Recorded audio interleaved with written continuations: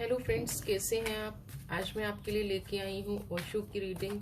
आपकी प्रेम कहानी में क्या ट्विस्ट आया, क्यों ऐसा हो गया, क्या आप अपनी इस प्रेम कहानी की यात्रा को सुनने के लिए रेडी हैं। क्या आप चाहेंगे कि यूनिवर्स आपकी इस रीडिंग को करे। आप अगर चाहते हैं तो आप इस वीडियो को पूरा देखिए, इस एनर्जी से कनेक्ट होइए, ताकि ये आपके बारे में आपको सब कुछ सच बता सके, आपको बता सके कि कहाँ प्रॉब्लम हुई, क्या चीज़ें बिगड़ी और आपकी कहानी जो है ऐसी क्यों हो गई, क्या क्या ट्विस्ट आया आपकी कहानी में। आप अपने जल्दी से इस चैनल को सब्सक्राइब कर लीजिए, और कोई अगर आपको लगता है कि आपको कोई क्वेश्चन है तो आप उस क्वेश्चन को मुझे भेज सकते हैं। जब भी यूनिवर्स का आदेश होगा मैं आपके लिए उसकी रीडिंग ज़रूर करूँगी।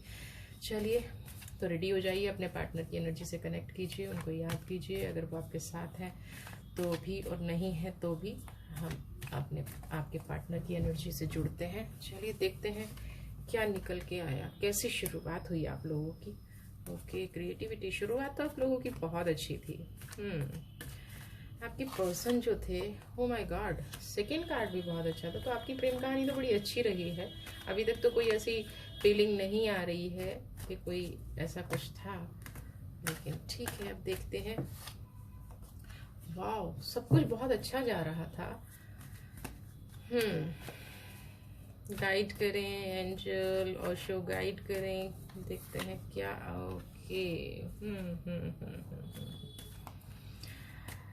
ओके, बताइए मेरे व्यूवर्स को ऐसा क्या हो गया, उनकी प्रेम कहानी ऐसी क्यों हो गई। Oh my God, oh my God, oh my God, शुरुआत बड़ी अच्छी थी। नज़र लग गई आप लोगों को, नज़र लग गई आप लोगों को, आपके रिलेशन को। चलिए, ये जो एनर्जी निकल के आई है इसके लिए मैं और गाइडेंस थोड़ा सा चाहूँगी, और चाहूँगी कि थोड़ा सा और गाइड किया जाए मुझे। देखिए, मैं आपकी रीडिंग कर रही हूँ और मेरी कैंडल जो है, ओ माय गॉड, ऐसा क्या नज़र लग गई आप लोगों को जो मेरी कैंडल भी मुझे बता रही है। ओके, कोई नहीं, चलिए हम कोशिश करेंगे आपकी इस कहानी को आगे बढ़ाने की।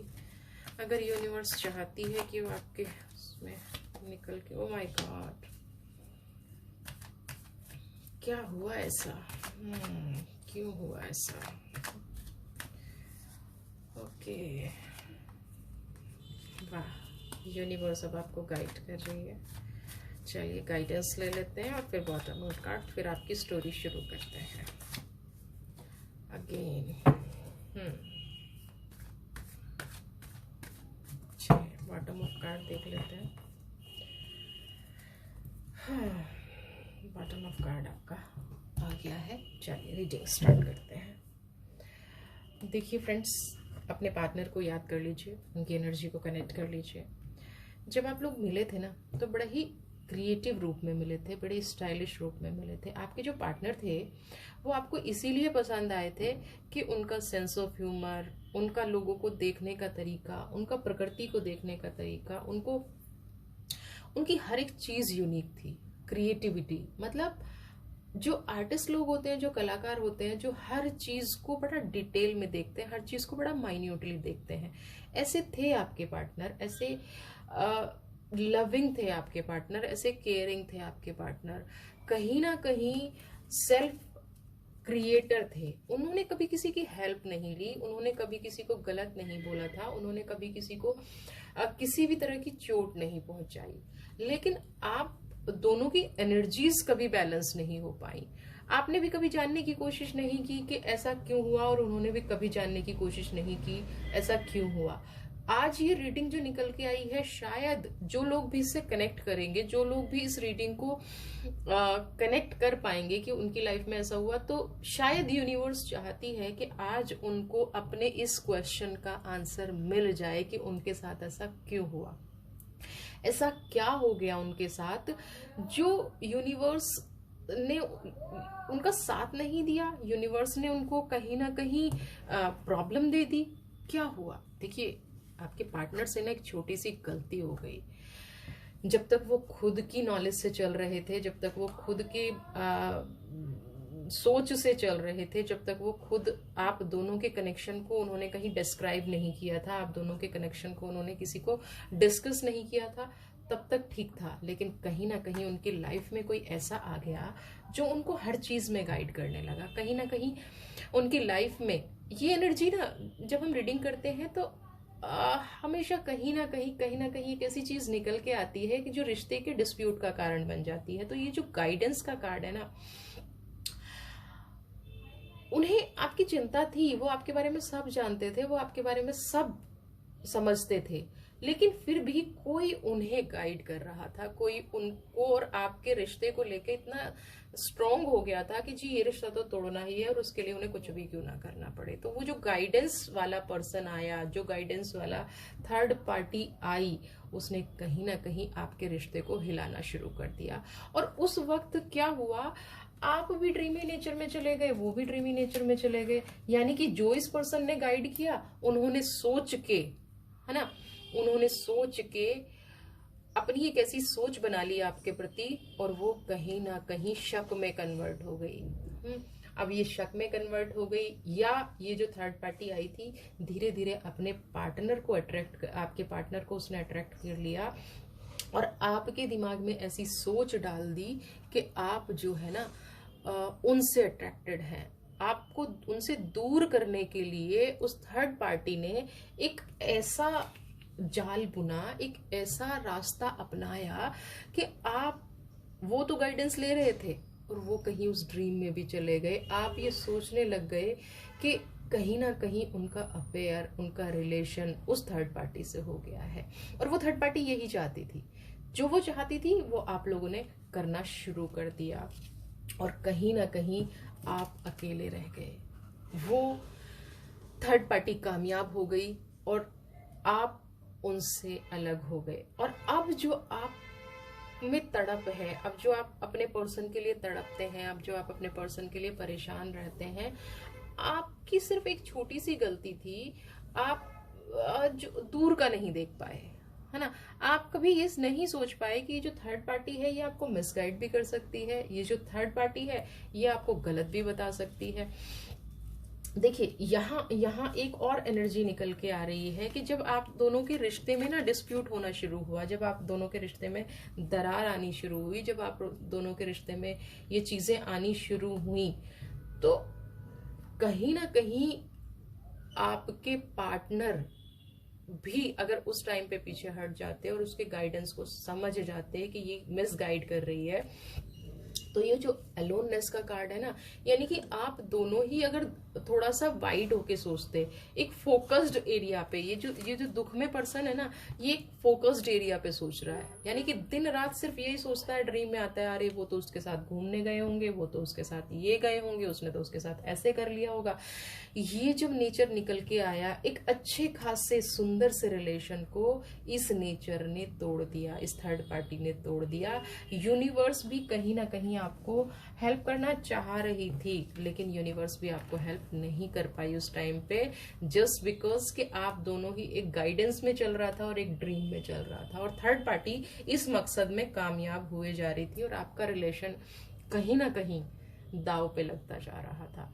कई बार आपके पास चांसेस भी आए, कई बार आपके पास ऐसे मौके भी आए होंगे कि आप बैठ के उस चीज को रिजॉल्व कर लें, है ना, आप बैठ के अपने रिश्ते को हील कर लें। कभी कभी आप दोनों के मन में ऐसा आया भी होगा, आप दोनों के मन में ये चीज भी आई होगी कि कहीं ना कहीं आपका पर्सन सही हो सकता है, आप सही हो सकते हैं, आप उनसे प्यार कर सकते हैं, लेकिन ये हो ना पाया। क्यों ना हो पाया?